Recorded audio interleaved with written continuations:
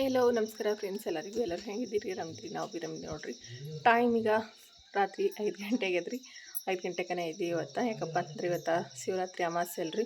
ಅದಕ್ಕೆ ಈಗ ಮನೆಯದೆಲ್ಲ ಕ್ಲೀನಿಂಗ್ ಮಾಡಬೇಕು, ಅಡುಗೆ ಕೆಲಸ ಎಲ್ಲ ಭಾಳ ಇರ್ತಲ್ರಿ. ಅದಕ್ಕೆ 5 ಗಂಟೆಕನೇ ಇದ್ದೀನಿ ರೀ. ಈಗ ಒಲಿ ಸಾರಿಸ್ಬಿಟ್ಟಿನಿ ರೀ. ಅವ್ವ ಅಂತಂದ್ರೆ ನೀರು ಕಾಸಕತ್ತಾಳ. ನಾನು ಈಗ ಕಸ ಅದು ಹುಡ್ಕೊಂಡು ಮನೆ ತೊಗೊಂಬರ್ಬೇಕು ರೀ. ಸಮೃದ್ಧಿ ಮಕ್ಕೊಂಡಾರಿ ಅವ್ರ ಪಪ್ಪನ ಬಲ್ಲಿ. ಇಲ್ಲೇ ನೋಡ್ರಿ, ಒಲಿ ಸಾರಿಸಿ ರಂಗೋಲಿ ಆಗಿಬಿಟ್ಟಿನಿ. ಅವ ನೀರು ಕಾಸಕತ್ತಾಳ. ಈಗ ನಾನು ಕಸ ಹೊತ್ಕೊಂಬರ್ತೇನೆ ರೀ. ಒಟ್ಟು ಈಗ ಕೌಂದಿದು ಮಡ್ಚಿಟ್ರಿ. ಅವ ಹೊರಸೋದು ಎತ್ತಿ ಈಗ ಮನೆ ಕ್ಲೀನ್ ಮಾಡಿ ಮನೆ ತೊಳೆದ್ಬಿಡ್ತೀನಿ ರೀ. ನೋಡಿರಿ, ಇದೊಂದು ಒಳಗಿನ ಮನೆ ತೊಳೆದೀನಿ ರೀ. ಈಗ ಮನೆ ತೊಳೆದಾಗ್ಯದ, ಎಲ್ಲ ಗ್ಯಾಸ್ ಕ್ಲೀನ್ ಮಾಡೋದಾಗ್ಯದ, ಎಲ್ಲ ಆಗ್ಯದ ನೋಡಿರಿ. ಎಲ್ಲ ಗ್ಯಾಸ್ ಅದೆಲ್ಲ ಕ್ಲೀನ್ ಮಾಡೀನಿ. ಈಗ ಹೊರಗಿಂದ ಒಂದು ತೊಳಿಬೇಕು ರೀ. ಇದೊಂದು ತೊಳಿತೀನಿ ರೀ. ಈಗ ಮನೆ ನೋಡಿರಿ, ಕೆಲಸ ಅಂತೂ ಎಲ್ಲ ಮುಗೀತು ರೀ. ರಂಗೋಲಿ ಹಾಕೋದಾಗ್ಯದ ಎಲ್ಲ. ಆ ಕಡೆ ನೋಡ್ರಿ ಉರಿ ಹಚ್ಬಿಟ್ಟಿನಿ ಎಲ್ಲ ಕಡೆ ಕಸ ಅದು ಹುಡುಗಿ. ಯಾಕಂದ್ರೆ ತಮಾಸೆ ಅಲ್ರಿ, ಪೂರ ಅಲ್ಲಿ ತನಕ ಹೌಜಿನ ತನಕ ಅಷ್ಟು ಕಸ ಒತ್ತಿ ಉರಿ ಹಚ್ಬಿಟ್ಟಿವಿ. ಯಜಮಾನ್ರು ಭೀ ನಮ್ಮ ಗೌರಿಗೆ ಮೈ ತೊಳೆದ್ರಿ ಈಗ. ಯಾಕಂದ್ರೆ ತಮಾಸೆ ಅಲ್ರಿ, ಅದಕ್ಕೆ ಮೈ ತೊಳೆದ್ರು, ಕರಿಗೆ ಅದಕ್ಕೆ ಎರಡಕ್ಕೆ ಮೈ ತೊಳೆದಾರ. ಈಗ ನಾನು ಇವತ್ತು ರಂಗೋಲಿ ಹಾಕೀನಿ ರೀ. ಹೆಂಗೆ ಬಂದಂತ ಹೇಳಿ ನೋಡಿರಿ. ಫಸ್ಟ್ ಟೈಮ್ ಹಾಕೀನಿ ರೀ ಇದು ಡಿಸೈನ್ ನಾನು. ಹಾಗಾಗಿ ಒಂದು ಸ್ವಲ್ಪ ಇದು ಆಗ್ಯದ ಅಂತ ಅನ್ಸಕತ್ತದ. ನೋಡಿರಿ ಹೆಂಗೆ ಹಾಕೀನಿ ನೋಡಿರಿ. ಈ ರೀತಿ ಡಿಸೈನ್ ನನಗೆ ಹಾಕ್ಲಿಕ್ಕೆ ಬರ್ತಿರ್ಲಿಲ್ಲ. ನಾನು ಯೂಟ್ಯೂಬ್ ಒಳಗೆ ನೋಡಿ ಹಾಕೀನಿ ರೀ ಇದು ಡಿಸೈನ. ಸ್ವಲ್ಪ ಮಟ್ಟಿಗೆ ಬಂದದ್ರಿ. ಇನ್ನು ಅಷ್ಟು ಕರೆಕ್ಟಾಗಿ ನೀಟಾಗಿ ಹಾಕ್ಲಿಕ್ಕೆ ಬಂದಿಲ್ಲ. ಯಾಕಂದ್ರೆ ಫಸ್ಟ್ ಟೈಮ್ ಹಾಕಿನಲ್ರಿ ಇದು. ಹಾಗಾಗಿ ಈ ರೀತಿ ಡಿಸೈನ್ ಹಾಕಿ ನೋಡ್ರಿ. ಇವತ್ತು ಶಿವರಾತ್ರಿ ವಿಶೇಷ ರಂಗೋಲಿಗಳು ಹಾಕ್ಲತ್ತೀನಿ ರೀ. ನಾನು 3 ದಿನ ಹಿಡ್ದಾನು. ಡಿಸೈನ್ ನೋಡ್ರಿ ಎಷ್ಟು ಚಂದ ಬಂದದ. ಗೋಮಾತೆ ಮತ್ತು ಲಿಂಗ ಎರಡೂ ಮಾಡೀನಿ ರೀ. ಆದ್ರೆ ಗೋಮಾತೆನೇ ಒಂದು ಸ್ವಲ್ಪ ಡಿಸೈನ್ ಕರೆಕ್ಟಾಗಿ ಬಂದಿಲ್ಲ ಅಂತ ಅನ್ಸಕತ್ತದ ರೀ. ಹೆಂಗೆ ಬಂದಂತೇಳಿ ಕಮೆಂಟ್ ಮಾಡಿ ಹೇಳ್ರಿ.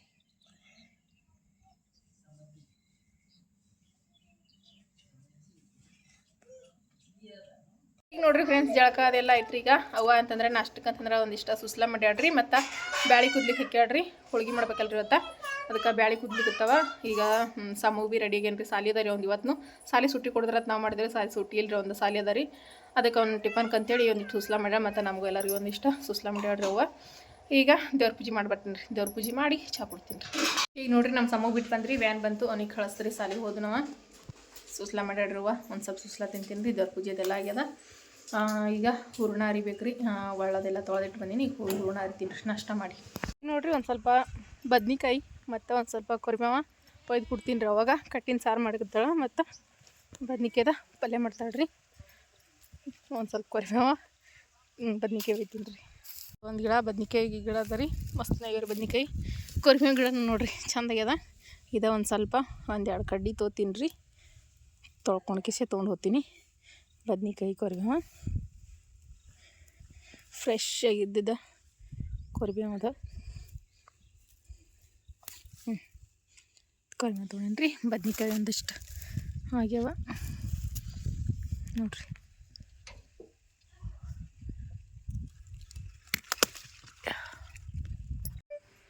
ಈಗ ನೋಡಿರಿ, ಇಲ್ಲೇ ಕಟ್ಟಿನ ಸಾರು ಮಾಡೋಕೆ ಕಟ್ಟಿನ ನೀರು ಅದಿಟ್ರೆ ಇಲ್ಲೇ ಬ್ಯಾಳಿ ಬಸ್ತಿಟ್ಟಾಳ್ರಿ ಅವ್ವ. ಹೂರ್ಣ ಹಾಕ್ಕೊಂಬರ್ತೀನಿ ನಾನು. ಮತ್ತು ಬದ್ನಿಕಾಯಿ ಅಂತೂ ಕಡ್ಕೊಂಬಂದಿನಿ. ಹಿಟ್ಟು ನಾದಿಟ್ಟಿನಿ ರೀ. ಹೋಳ್ಗೆ ಹಿಟ್ಟಿಗೆ ಹಿಟ್ಟು ನೆನ್ಗಿಲಕ್ಕ.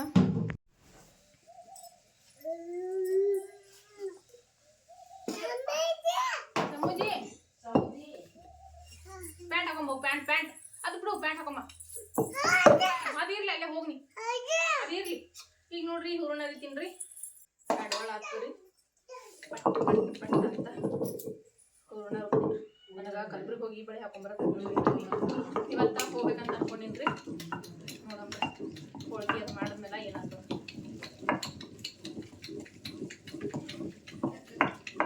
ಗ್ರ್ಯಾಂಡ್ರಿ ಇತ್ತು ರೀ. ಅದ ಒಂದು ಸ್ವಲ್ಪ ಮುಗಿದ್ರಿ. ಅದು ರಿಪೇರಿ ಒಂದು ಮಾಡ್ತಾರೆ, ಏನು ಮಾಡ್ತಾರೆ ನೋಡ್ಬೇಕು ರೀ. ಗ್ರೈಂಡರ್ ಹಾಕಿ ಜಮೀನು ಆಗಿತ್ತು. ಲೈಟ್ ಬಿದ್ದು ಇವತ್ತು.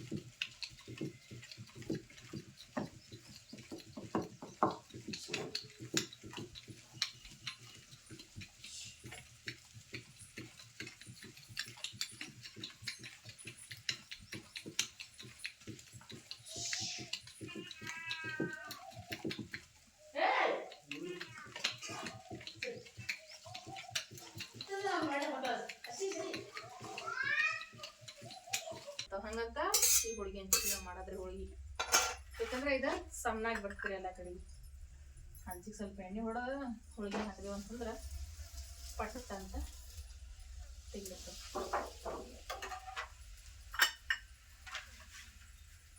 ಪ್ಲಾಸ್ಟಿಕ್ ಕವರ್ ತೆಗೆದು ಕಲ್ತವಲ್ರಿ, ಕಡಿಮೆ ಎಣ್ಣೆ ಒಳಗನ ಹೋಳಿಗೆ ಮಾಡ್ಕೋಬೋದು. ಇಲ್ಲಿಕಂತಂದ್ರೆ ಒಬ್ರೊಬ್ರು ಹೋಳಿಗೆಗೆ ಇಷ್ಟ ಸೊರ್ಯಾಡಂಗೆ ಎಣ್ಣೆ ಹಾಕ್ತಾರೆ. ನಮ್ಗೆ ಎಣ್ಣೆನೇ ಬೇಕಾಗಲ್ರಿ ಹೋಳಿಗೆ ಜಾಸ್ತಿ, ಯಾಕಂತಂದ್ರೆ ನಾವು ಈ ತಗಡಿಗೆ ಹಚ್ತೇವಲ್ರಿ ಪ್ಲಾಸ್ಟಿಕ್ ಕವರ, ಹಾಗಾಗಿ ಅದು ಎಣ್ಣೆ ಕಡಿಮೆ ಹಾಕ್ತದ್ರಿ. ಅದಕ್ಕೆ ನಾವು ಜಾಸ್ತಿ ಎಣ್ಣೆ ಏನು ಯೂಸ್ ಮಾಡಲ್ರಿ ಹೋಳಿಗೆಗೆ. ಹಿಂಗೂ ತುಂಬೋದ್ರಿ. ಇಲ್ಲಿಕಂತಂದ್ರೆ ಹಿಂಗೆ ತುಂಬ್ತಾರಲ್ರಿ ಹೋಟೆಲ್ದವರೆಲ್ಲ ಹೆಂಗೆ ತುಂಬ್ತಾರಂದ್ರೆ ಈ ರೀತಿ ಹೂರಣ ಈ ರೀತಿ ಇಟ್ಟ ಕನಕನ ಈ ರೀತಿ ತುಂಬಿಡ್ತಾರೆ. ಈ ರೀತಿನೂ ತುಂಬ್ಕೋಬೋದ್ರಿ. ಈ ರೀತಿ ತುಂಬ ಸ್ವಲ್ಪ ಸುಲಭ ಅನಿಸ್ತದೆ.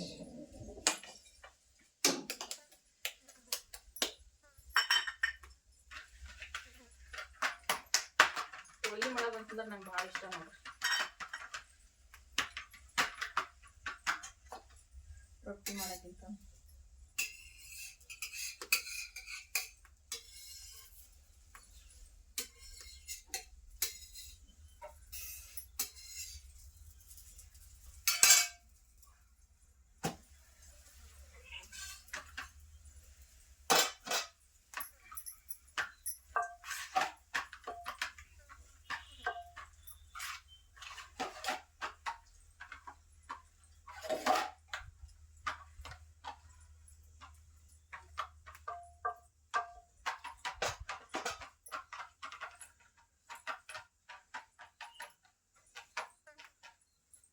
ಅಲ್ಲಿ ಒಂದು ಹೋಳಿಗೆ ಹಂಚಿನಾಗ ರೆಡಿ ಆಗೋಷ್ಟೊತ್ತಿಗೆ ಇದೊಂದು ಹೋಳಿಗೆ ರೆಡಿ ಆಗಿರ್ಬೇಕ್ರಿ. ಅಂದ್ರೆ ಫಾಸ್ಟಾಗಿ ಮಾಡ್ಬೋದು. ಯಾರೇ ಬಂದು ಊಟ ಕೂತ್ರು ಬಡ ಬಡ ಅಂತ ಮಾಡಿ ಕೊಡ್ಬೋದು. ಅಂದ್ರೆ ನಮಗೆ ಹೋಳಿಗೆ ದೊಡ್ಡ ದೊಡ್ಡ ಮಾಡ್ತೇವ್ರಿ. ಕೆಲವೊಬ್ರು ಏನು ಮಾಡ್ತಾರೆ ಭಾಳ ಸಣ್ಣ ಸಣ್ಣ ಇರ್ತಾವ್ರಿ, ನಾವು ದೊಡ್ಡ ದೊಡ್ಡವೇ ಮಾಡ್ತೇವೆ.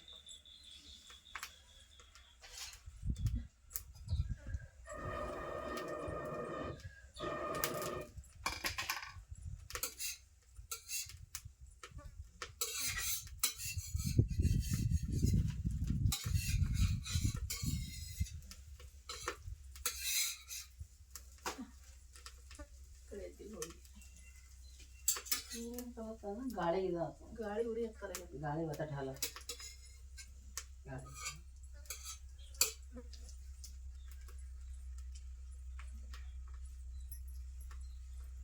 ಇಷ್ಟು ತಮ್ಮ ಕಡೆಗೆ ಇಟ್ಟೇನಿ ಉರಿ ಚಾ.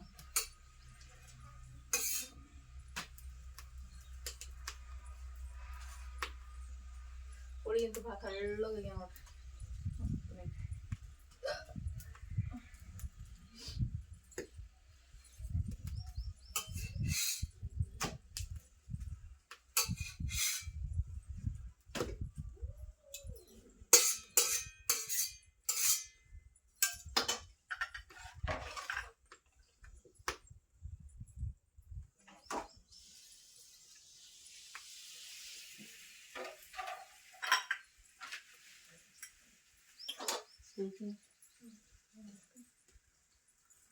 ಅಂತ ಇದಿಷ್ಟದ ಹೋಳಿಗೆ ಮಾಡಲ್ರಿ, ಅರ್ಧ ಹೂರ್ಣ ತೆಗೆದಿಟ್ಬಿಡ್ತೀನಿ ರೀ ನಾಳೆಗೆ ಮಾಡಕ್ಕೆ. ಯಾಕಂದ್ರೆ ಈಗ ಒನ್ ಟೈಮ್ ಹೋಳಿಗೆ ಉಂಡ್ರಿ ಅಂತಂದ್ರೆ ಮತ್ತೆ ಸಂಜೆ ಮುಂದೆ ಉಂಡ್ರಿ ಅಂತಂದ್ರೆ ಯಾರು ಹೋಳಿಗೆ ಉಣಂಗಿಲ್ಲ. ಮತ್ತು ಅದೇ ಬಿಸಿ ಬಿಸಿ ನಾಳೆ ಮುಂಜಾನೆ ಬಿಸಿ ಹೋಳಿಗೆ ಮಾಡಿಕೊಟ್ರೆ ಉಣ್ತಾರೆ. ಈಗ ಇವೇ ಹೋಳಿಗೆ ಮತ್ತೆ ಸಂಜಿಕೊಂಡ್ರಂದ್ರೆ ಅಂತ ಯಾರು ಉಣಲ್ಲ. ಹಾಗಾಗಿ ಹೂರ್ಣ ತೆಗೆದಿಟ್ಬಿಡ್ತೀನಿ ರೀ. ಈಗ ಎಷ್ಟು ಬೇಕು ಉಣಕ್ಕೆ ಅಷ್ಟ ಮಾಡ್ಕೊತೀನಿ ರೀ. ಈಗ ಒಂದು ಜರ ಬುತ್ತಿಗೆ ಒಯ್ತಾರಂತ್ರಿ, ಬುತ್ತಿಗೆ ಕೊಟ್ಟಕ್ಕೆ ಇಷ್ಟು ಮಾಡ್ತೀನಿ. ಈಗ ಯಜಮಾನ್ರಿ ಭೀ ಉಂಡಾರ, ಅವ್ವ ನಾನು ಬುತ್ತಿ ಒಂದು ನಾಲ್ಕು ಕಟ್ಲಾಕ್ರಿ ನಮ್ಮ ಸಮ ಹೋಗೋ.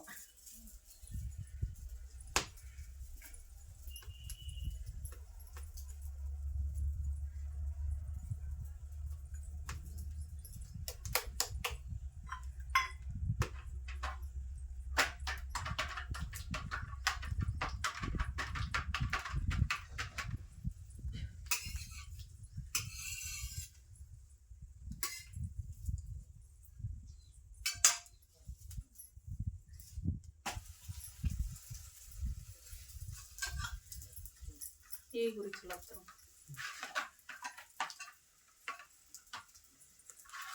ಗಾಳಿ ಹಾಕೈತೆ. ಗಾಳಿ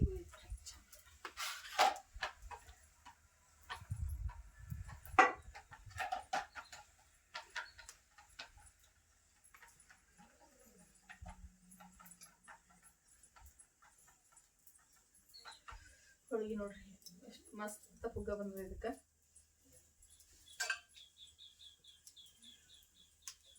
ಪುಗ್ಗ ಹೊಡಿಬೇಕ್ರಿ ಈಗ, ಬರಂಗಿಲ್ಲ.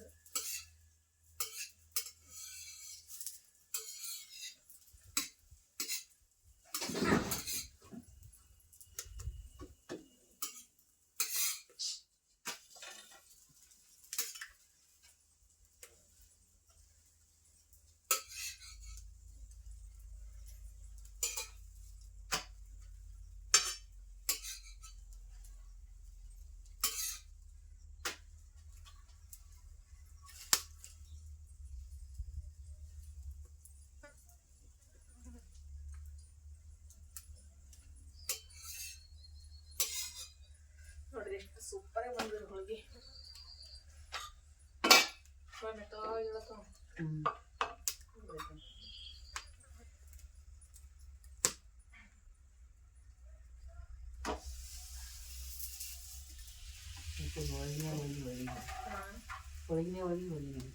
ಈಗ ಹೋಳಿ ಹುಣ್ಣಿ, ಜಾತ್ರೆ, 15 ದಿನದಾಗ ಒಂದೊಂದ್ ಸರ್ತಿ ಹೋಳಿಗೆನೆ ಹೋಳಿಗೆ. ಹೋಳಿ ಹುಣ್ಣಿ ಶಾಣ ಜಾತ್ರೆ, ಅಕಡ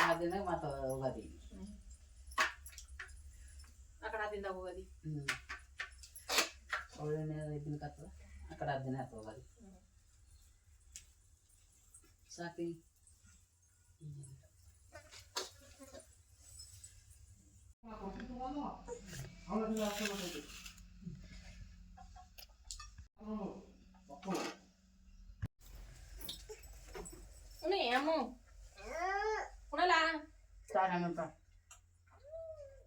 ಈಗ ನೋಡ್ರಿ ಈ ಹೋಳಿಗೆ ಅರ್ಧ ಊಟನೇ ಆಯ್ತು.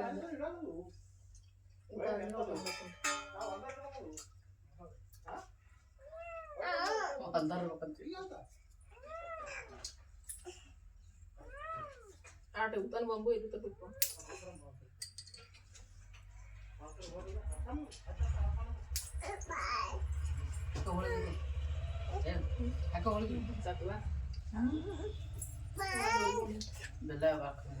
ಏನು ಪ್ಯಾಂಟ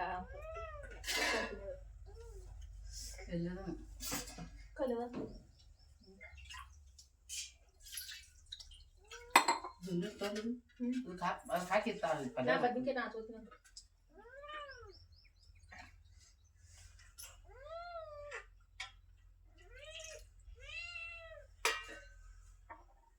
ಬದ್ನಿಕಾಯಿ ಪಲ್ಯ, ಚಪಾತಿ,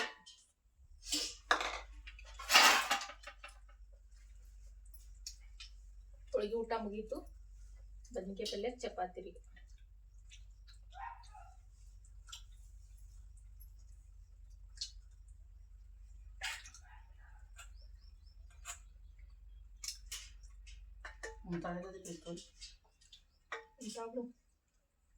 ಮತ್ತೊಂದು ಬೇಕು ನಾನು ಹೋಗಿತ್ತು. ಬೊಕ್ಕಳು ಮೆತ್ತಗೆ ಹೋಳಿಗೆ ಕೈಗೆ ಹಿಡ್ಬಿಡ್ತೀವಿ.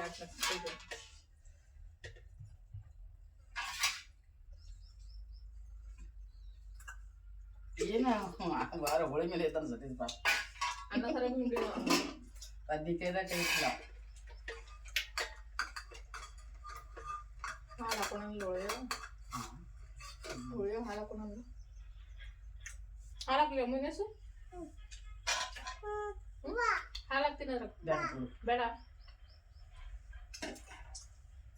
ಈ ತುಪ್ಪದಲ್ಲಿ ತುಪ್ಪ ತಗೊಂಡು ಈ ತುಪ್ಪ ನೋಡೋದು ಹಚ್ಕೋ. ಹೋಳಿಗೆ ಹಚ್ಕೊಂಡು